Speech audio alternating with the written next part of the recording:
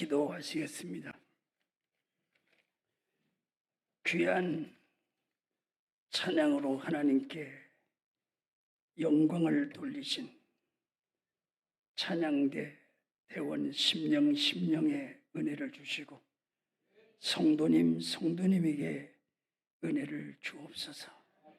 이 귀한 설교의 강단을 부족한 종에게 맡기고 독일에 가셔서 좀 더 큰 능력으로 목양하시기 위하여 휴양과 충정주에 계신 우리 귀한 김현 목사님이 함께해 주시고 사모님을 비롯하신 온 가족 위에 주님의 평강의 은총을 허락하여 주옵소서.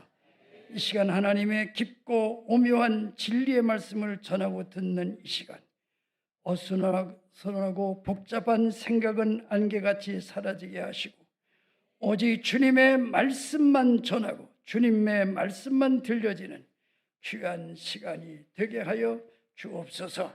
우리 주님 예수 그리스도의 이름으로 기도하옵나이다. 아멘. 에이브러함 링컨이 대통령이 되었습니다. 대통령 재직 시에 마차를 타고 백악관으로 가다가 진흙탕 속에 빠져 버둥거리고 있는 돼지를 보았습니다. 돼지가 빠졌네. 그러고 링컨은 무심히 지나갔습니다. 그러나 백악관에 이르자 링컨은 마음에 일어나는 양심의 고뇌를 이기지 못하였습니다. 돼지도 하나님이 지으신 동물이다. 살려고 발버둥 치는 돼지를 구해줄 생각조차 못하는 내가 이 나라의 대통령이 되어서 수많은 국민을 위한다는 것은 하나의 모순이다. 내가 어찌 국가를 위해 목숨을 바칠 수 있는 대통령이 되겠는가? 이렇게 생각한 링컨은 예복을 입은 그대로 진흙탕 속에 빠져있는 돼지를 구하러 달려갔습니다. 얼굴에 흙탕물이 튀고 예복이 더럽혀졌으나 개의치 않고 간신히 돼지를 구해 주었습니다. 그러나 이 일을 통하여 링컨에게서 발견하는 더 위대한 정신과 태도를 우리는 생각하게 됩니다. 그것은 링컨이 그날 밤 하나님 앞에 통의 자복의 기도를 드립니다. 하나님, 저는 이 나라의 대통령이지만은 죄인 중에 죄인입니다. 오늘 제가 돼지를 구해준 것은 돼지를 위해서가 아니라 제 마음에서 일어나는 번민과 고뇌와 고통을 제하기 위해서 구해준 것뿐이오니 어찌 제가 국민을 사랑한다고 하나님을 섬긴다고 할 수 있겠나요?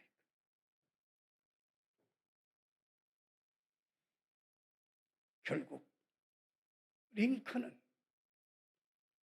나를 위한 것이 아니라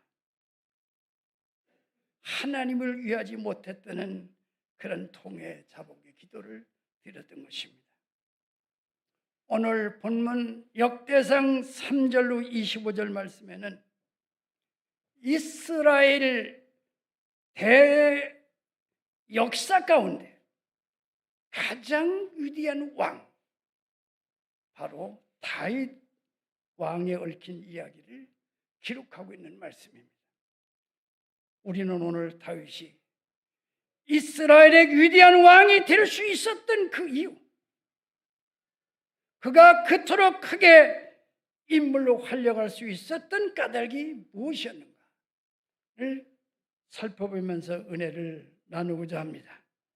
첫째, 따라하시기 바랍니다. 이스라엘의 위대한 지도자 다윗 왕. 여러분, 이스라엘의 위대한 지도자 무슨 왕이요? 다윗 왕.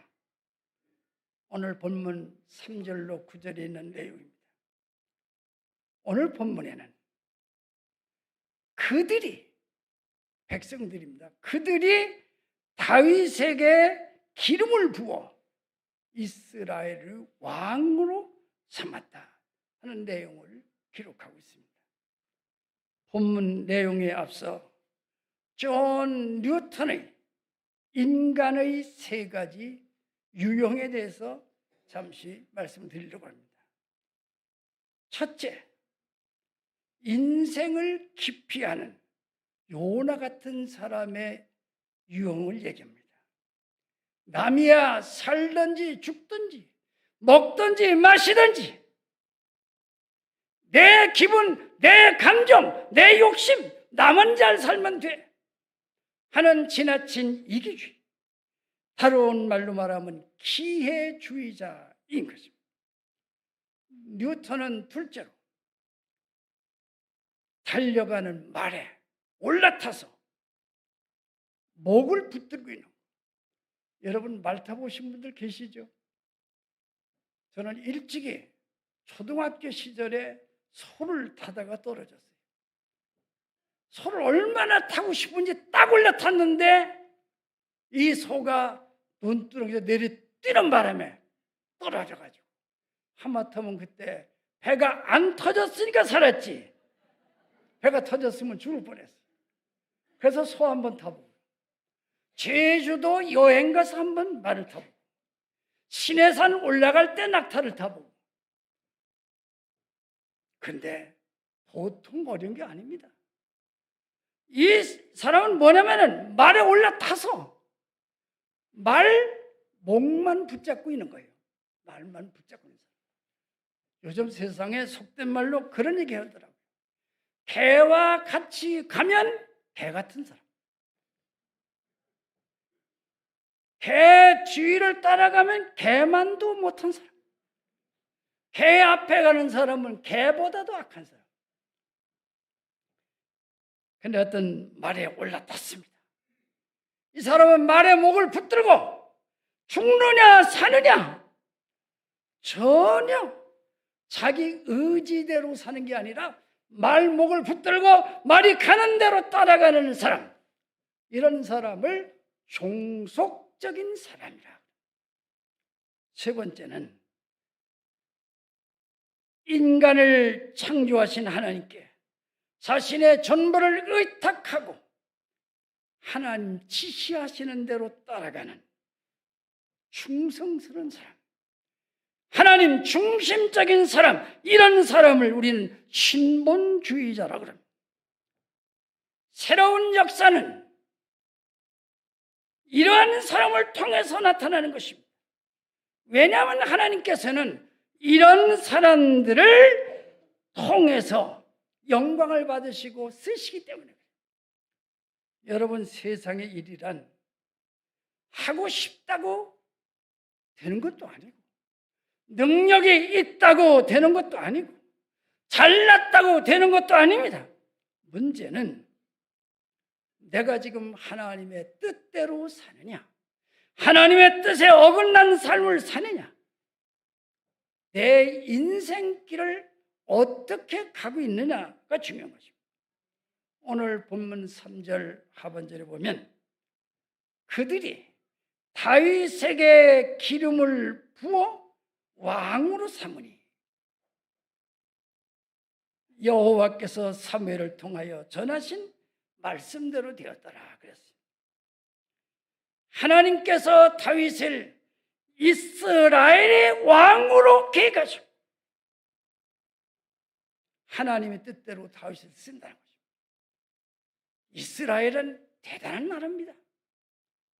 저는 성지 순례도 다녀왔고 이스라엘 예루살렘 대학에서 저는 성서 고고학을 전공을 했어요. 아주 작은 나라예요. 땅덩어리는 강원도 정도. 그런데 정치는 세계에서 이스라엘 나라를 따라갈 사람이 없어요. 얼마나 강하냐 하면은 남녀 군인이 같은 막사를 쏘도 사고가 나질 않아요. 춤을 추기 위해서 춤추는데 나이트클럽을 갈 때도 총을 메고 가서 잠깐 맡기고 춤을 추는 거예요. 대단합니까? 대단합니까? 대단하죠. 이만큼 정신이 강한 나라예요. 그 나라의 왕, 역대 왕 중에 가장 위대한 왕이 누구예요? 다윗 왕. 다윗. 하나님은 다윗을 들어 쓰신 것입니다. 문제는 하나님께서 인정하시느냐? 인정하지 않으시느냐? 하나님의 섭리가 있느냐? 없느냐? 이것이 문제인 것입니다. 그러므로 믿는 사람들은 중요한 문제를 앞에 놓고 하나님, 이 문제를 어떻게 해결하고 살아야 될까요? 주님에게 질문하고 주님의 응답을 받고 성령의 인도를 받아 살아가야 이 험난한 세상을 믿음을 지키면서 살아갈 수 있는 것입니다. 여러분, 늘 기도하시기 바랍니다. 여러분, 도중에 제일 귀한 도가 무슨 도예요? 강원도? 경기도? 무슨 도예요? 기도입니다. 기도. 신 중에 제일 나쁜 신이 무슨 신이요? 신 중에 제일 나쁜 신이 무슨 신이요? 귀신이요, 귀신. 탄 중에 제일 나쁜 탄이 무슨 탄이요? 사탄. 마 중에 제일 나쁜 마가 무슨 마요? 악마. 그렇죠. 이상해서 그런데 머리가 잘 회전이 되거든요. 우리가 하나님 앞에 기도하면 내 원대로 마옵시고 아버지의 원대로 되옵소서. 내가 기도하면 내 생각은 사라져요. 우리가 주여 100번을 칠 때 죽여! 죽여! 죽여! 죽이고 싶은 사람이 많죠. 죽여! 죽여! 그러다가 101번부터 200번까지는 뭐라 나와요? 죽여! 죽여! 죽여가 아니라 그 다음에는 죽어! 죽어! 죽어! 내가 죽으라. 내가 죽으라. 그 다음에 201번부터 300번까지는 살아! 살아! 살아! 상대방을 죽이는 것이 아니고 내가 죽어야 그때는 내가 사는 거예요. 저는 우리 아들, 우리 어머니, 우리 딸의 어머니하고 꽤 오랫동안 살고 있습니다. 그분은 전주이시고 나는 돌체갑니다. 한 번도 저는 아내를 향해서 마음이 바꿔지기를 위해서 기도한 적이 없습니다. 너는 너, 나는 나. 너는 전주시, 그래 나는 돌체가. 바뀌어집니까? 안 바뀌어져요. 내 생각을 포기하고 내 정신을 포기하고 내 뜻을 접고 주님 앞에 기도하면 주님의 뜻대로 살아가는 인생이 되는 거 믿으시길 바랍니다. 유명한 태진아 목사님이 이런 말씀을 하시더라고요. 사랑은 아무나 하나. 아무나 사랑하는 거 아니죠. 여러분, 지도자는 아무나 되나? 지도자가 되는 거 쉽지 않아요. 지도자가 되기 위해서는 지도자의 인격과 지도력을 닦아야 돼요. 교육자가 되기 위해서는 인격과 학문을 닦아야 됩니다. 물론 인간에게는 허물이 많이 있어요. 결점이 많이 있어요. 그러나 지도자는 반드시 지도자로서의 지도력을 닦아야 되는 것입니다. 오늘 본문 11장 15절 이하에 보면은 다윗이 블레셋 군대에게 포위를 당하고 목이 가래었던 적이 있다고 그랬습니다. 그때 다윗의 장수 3명이 목숨을 걸고 메뚜기같이 에워싼 적진을 정면 돌파해서 베들레헴 성 곁에 있는 우물을 길어다가 다윗 왕에게 바치게 됩니다. 그때 다윗은 그 물을 마시지 않았어요. 이런 생명을 돌보지 않고 갔던 사람들의 피인데 이것을 내가 어찌 마실 수 있겠는가? 그리고 그 물을 여호와 앞에 부어드렸다 그랬습니다. 다윗에게는 이러한 인품이 있었어요. 지도자의 지도력이 있었습니다. 사랑하는 여러분, 여러분이나 혹은 여러분 가족 중에 지도자의 그릇으로 성장하기를 원하십니까? 그렇다면 하나님의 뜻을 날마다 구하시기 바랍니다. 그때 하나님께서 실력을 주시는 거예요. 실력이 있어야 돼요. 돈이 있어야 장사를 할 수 있고, 지식이 있어야 가르칠 수 있고, 이빨도 뺄 수 있는 기술이 있어야 이빨을 빼는 거 아니에요? 이 세계가 흔들리면 어디로 가야 돼요? 치과로 가야 돼요. 참 분명히 여러분들은 현명하죠. 이 세계가 흔들리면 어디로 가요? 치과로 가요. 이빨을 뽑는 데는 치과 의사가 최고, 아기를 받는 데는 산부인과 의사가 최고, 설교를 하는 데는 목사가 최고. 아멘도 안 하시네. 한번 따라합시다. 아멘하다. 조상이 죽었나? 아멘이 풍년 들어야 영적으로 성장하는 것입니다. 그러므로 여러분은 지도자로서 또 성도로서 실력을 갖추시길 바랍니다. 내 가정에서도 실력이 있어야 되고, 내가 나가는 직장에서도 실력이 있어야 되고, 내가 경영하는 사업체에서도 실력이 있어야 되고, 교회에서도 실력이 있어야 돼요. 실력이 있어야 그 다음에 교육자를 협력할 수 있는 것이고, 교육자도 실력이 있어야 성도님들을 지도할 수가 있는 것입니다. 여러분은 실력 있는 성도가 되어서 하나님의 교회에 크게 쓰임받는 귀중한 인물들이 되시기를 주님의 이름으로 축원합니다. 둘째, 따라하시기 바랍니다. 다윗의 30인의 용사 중 첫째 3인. 10절로 14절 내용 말씀입니다. 이 본문에는 다윗의 용사 30명 가운데 첫째 3명, 3인에 얽힌 이 일화를 기록하고 있습니다.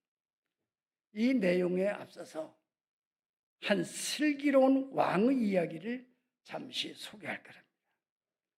어떤 젊은 청년이 슬기로운 왕을 찾아와서, 폐하, 제가 어떻게 하면 세상의 유혹을 물리치고 행복하게 살 수 있겠습니까? 그래, 정말 그렇게 살고 싶으냐? 네, 살고 싶습니다. 그럼 너 목숨까지 내놓을 수 있느냐? 네, 내놓을 수 있습니다. 그래, 그러면 잔을 하나 가져오너라. 잔을 하나 가져왔어요. 저는 마시지만 이 잔에 술을 가득 채웠어요. 그리고 너희 술잔을 들고 이 동네 한 바퀴를 돌아오너라. 돌되 이 술잔에, 꽉 찬 술잔에 한 방울이라도 떨어지면 내 뒤를 따라가는 군사가 내 목을 칠 것이다. 그래도 하겠느냐? 폐하, 유혹을 물리치고 행복하게 살 수 있다면 하겠나이다. 시작을 했습니다. 이 젊은이는 세상의 유혹을 물리치고 행복하게 살기 위해서 술잔을 들고 뒤에는 군사가 칼을 들고 시내 한 바퀴를 돕니다. 무사히 돌아왔어요. 폐하, 무사히 돌아왔습니다.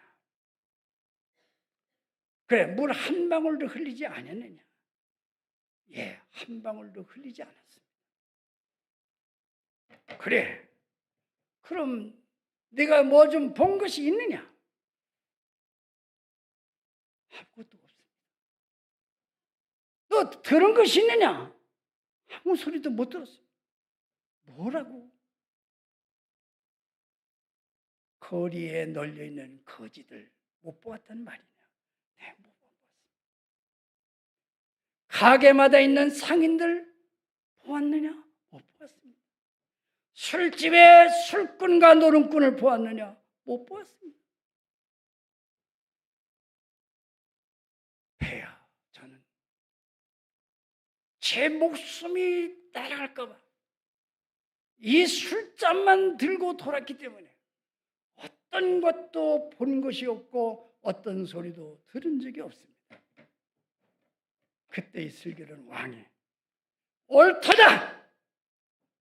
이제 너는 세상의 유혹을 멀리하고 행복한 삶을 살 수 있게 되었다. 내 생명이 술잔에 물 한 방울이도 흘리면 죽을 줄 알았기 때문에 너는 술잔에만 신경을 쓰고 한 바퀴를 도는 것처럼 앞으로 네 인생은 하나님께만 맡겨라. 하나님 중심적으로 살아라. 하나님의 소리만 들어라. 하나님만 바라보라. 그러면 세상의 유혹도 물리치고 어떤 죄악도 너를 침범하지 못하고 너는 행복하게 살 수 있느니라. 이런 땐 박수를 한번 쳐주시는 거예요. 가수들이 노래를 잘하면 박수를 치는데 목사가 설교를 잘해도 지금 잘하는지 못하는지 모르겠습니다만은 박수를 안 치셔. 박수. 오늘 우리는 이 다윗 주변에 훌륭한 장수들이 얼마나 있었는가를 보려고 합니다. 다윗이 골리앗을 물리칠 때는 자기 혼자였어요. 혼자. 그런데 지금 다윗 주변에는 훌륭한 장수들이 많이 있습니다. 그런데 본문 11장에 보면은 47명의 용사들이 나옵니다. 다윗 주변에 훌륭한 용사들이 점점 늘어났다는 것입니다. 다시 말하면 다윗 왕을 위해서 훌륭한 실력 있는 장수들, 군인들이 늘어났다는 것입니다. 우리가 섬기는 교회도 늘어나야 돼요. 늘어나야 돼요. 어떤 사람은 형식적인 교인 너나 많아. 그건 말도 안 되는 말을 하는 것입니다. 여러분, 콩이 되기 위해서는 콩깍지가 먼저요, 콩알이 먼저요? 깍지가 먼저요. 콩이 싹이 트고 자라서 잎이 피고 꽃이 피고 열매를 맺기까지는 콩깍지가 먼저 되고 그 다음에 그 아래 노란 알 혹은 검정콩이 생기는 것입니다. 형식이 중요한 것입니다. 형식 안에 열매가 있기 때문에 무조건 교회는 나와야 되고 무조건 주님을 믿어야 되고 무조건 순종하기만 하면 형식적인 모든 것은 사라지고 흰 콩과 검은 콩처럼 영근 씨알이 될 수 있는 것입니다. 다윗의 주위에는 위대한 용사와 전사와 맹장들이 있었습니다.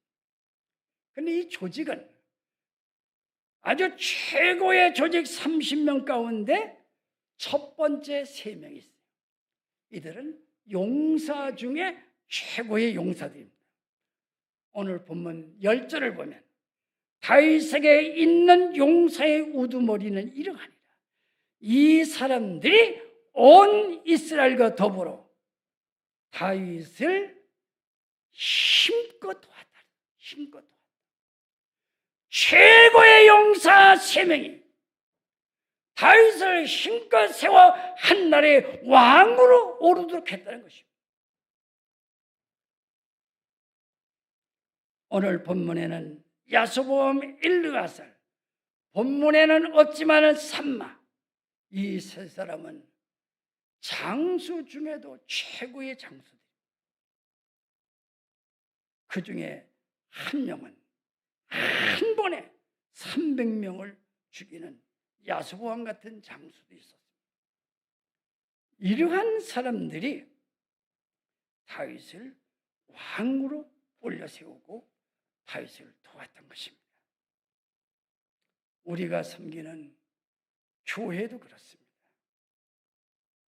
훌륭한 교회, 좋은 교회가 되기 위해서는 실력 있는 사람들이 힘껏 담임 목사님을 협력하고, 아멘을 안 하시네.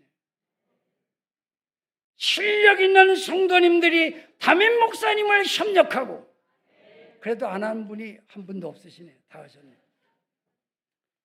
실력이 있어야 돼요. 실력이 있어야 남을 도울 수가 있죠. 그렇죠?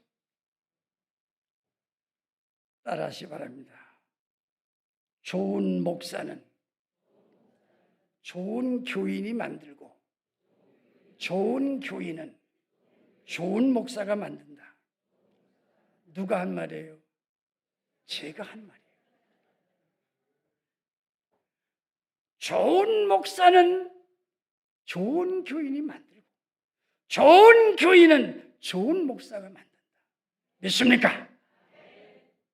그러므로 여러분이 섬기는 교회, 좋은 성도님들이 되시기를 바랍니다. 실력 있는 성도님들이 되시길 바랍니다. 그 실력을 가지고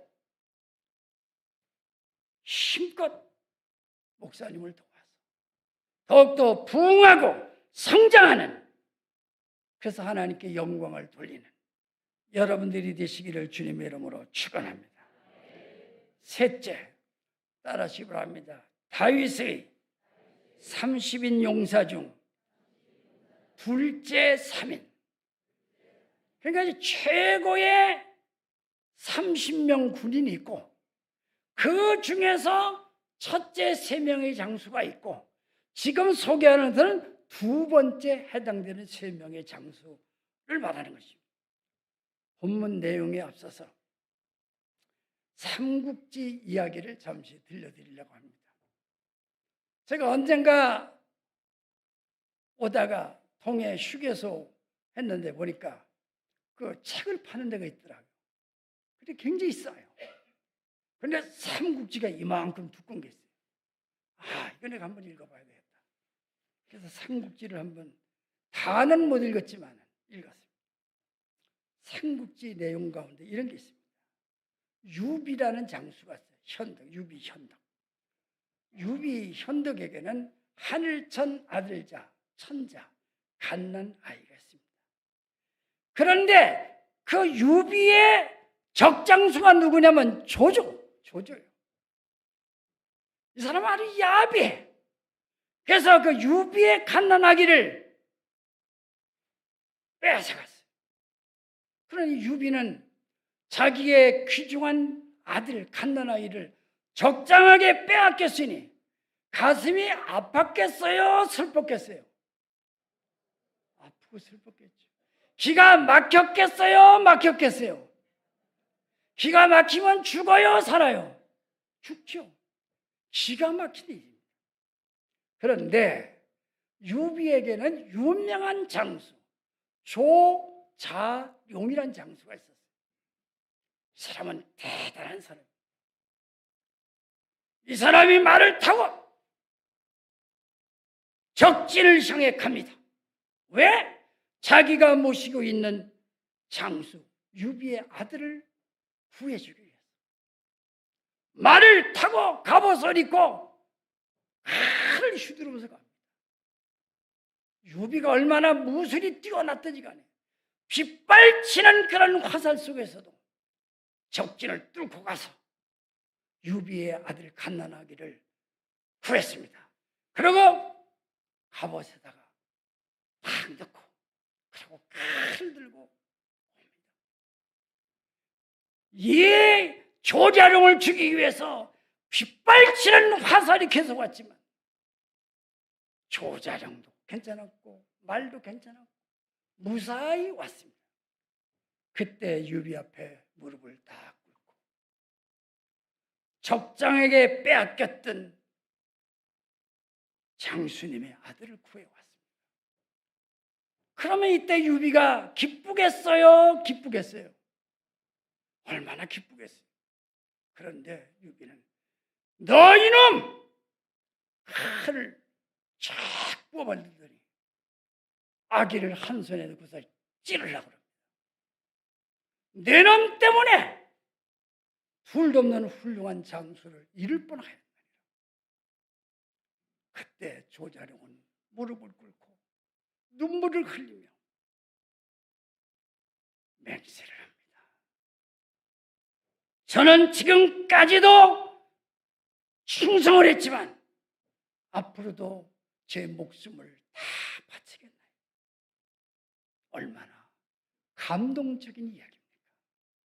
그런데 이와 같은 이야기가 오늘 성경 본문에 기록되어 있습니다. 블레셋 군대가 다윗 왕을 포함한 이스라엘 사람들을 포위했습니다. 포위를 당하니까 물이 마르죠. 물이 마르면 어떻게 돼요? 마셔야죠. 그런데 포위를 당한 다윗은 물 한 모금을 마실 수가 없습니다. 오늘 본문 17절에 보니까 다윗이 갈망하여 이르되 베들레헴 성문곁 우물물을 누가 내게 마시게 할꼬. 다윗의 고향은 베들레헴입니다. 이제 포위를 당하여 부하들과 함께 죽을 수밖에 없는 이 긴박한 상황, 피할 수 없는 상황, 목이 타 죽을 수밖에 없는 상황. 이때 다윗은 내 고향 베들레헴 성 곁에 있는 우물물이라도 마시고 죽기를 원했던 것입니다. 그런데 오늘 본문 18절에 보면 이 세 사람이, 두 번째 해당되는 장소 세 사람이 블레셋 사람들의 군대를 돌파하고 생명을 걸고 와서 베들레헴 성 곁에 있는 우물물을 길어가지고 다윗에게로 왔습니다. 생사를 넘나드는 그러한 상황에서도 세 명의 장수는 베들레헴 성 곁에 있는 우물물을 길어다가 다윗에게 바쳤습니다. 그런데 다윗은 그 물을 마시지 않았어요. 이 물은 내 부하들의 피와 같은데 이 피를 내가 어떻게 마실 수 있으냐. 그리고 그 물을 여호와께 부어드렸다. 그리고 19절 하반절에 보니까 새 용사가 이런 일을 하였더라. 여러분, 주님의 몸된 교회를 위해서 이와 같은 장소와 같은 충성과 헌신을 하시길 바랍니다. 여러분이 잘되고 여러분의 자녀가 잘되기 위해서는 아낌없이 내 생명을 주님께 바칠 줄 알아요. 그래, 그만하면 됐다. 그만하면 됐어. 헌신과 충성이 있어야 그때 주님은 큰 그릇으로 쓰고. 그래도 아멘 안 하시네. 지독하게 아멘 안 하시네. 헌신과 충성을 당하면 주님이 됐다. 그래, 너 이 일을 하여라. 이 일을 맡기겠다. 힘이 없는데 맡겨주면 뭐해요? 힘이 있어야 칼을 들고 싸울 수 있는 것이요. 힘이 있어야 총을 들고 싸울 수 있는 것이지. 힘이 없는 사람에게는 칼이 무슨 소용이 있으며 총이 무슨 소용이 있습니까? 여러분은 힘을 길러서 성령의 검을 들으시기를 바랍니다. 성령의 검을 가지고 악한 사탄, 마귀, 귀신을 물리치고 천사와 더불어 승리하는 여러분들 되시기를 주님의 이름으로 축원합니다. 설교가 길지요. 목사님이 전에는 딱 23분, 25분 했는데 왜 길게 하나? 한번 따라하시죠. 길면 그만해라. 11세 된 어린 소년이 아버지의 심부름을 하기 위해서 조랑말을 타고 산길을 가게 되었습니다. 그런데 어디선가 비명소리가 들리는 것입니다. 무슨 소리지? 이렇게 보니까 4명의 백인이 1명의 흑인을 몽둥이를 가지고 때리는 것입니다. 때릴 뿐 아니라 죽였어요. 이 광경을 본 11세 된 이 아이는 가던 길을 멈추고 집으로 돌아옵니다. 그리고 식음을 전폐하고 하룻밤을 하나님 앞에 기도합니다. 제가 어떻게 인생을 살아야 되겠습니까? 오늘 저는 아버지의 심부름을 위해서 조랑말을 타고 산골길을 가다가 4명의 백인이 1명의 흑인을 죽이는 광경을 보았습니다. 그때 그 마음 속에 성령이 역사했습니다. 내가 할 일은 이것이다. 멸시받고 천대받는 흑인 동포를 위해서 살아라.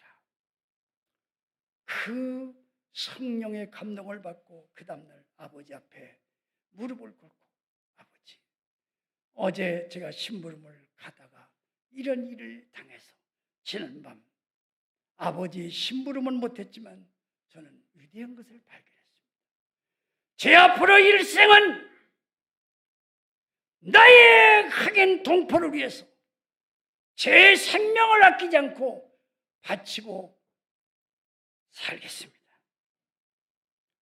이 소녀는 열심히 공부를 했습니다.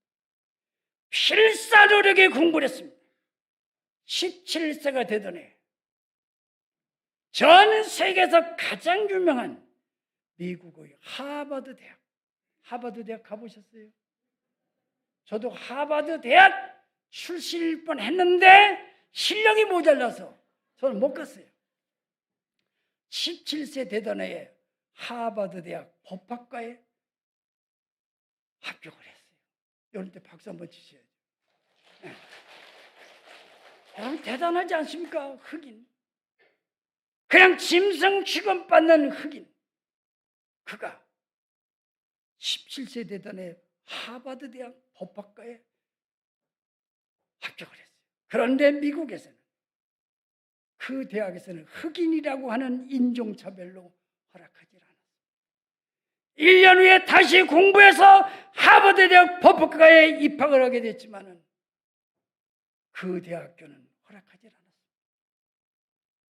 그래도 이 소녀는 낙심하지 않고 계속해서 공부를 했어요.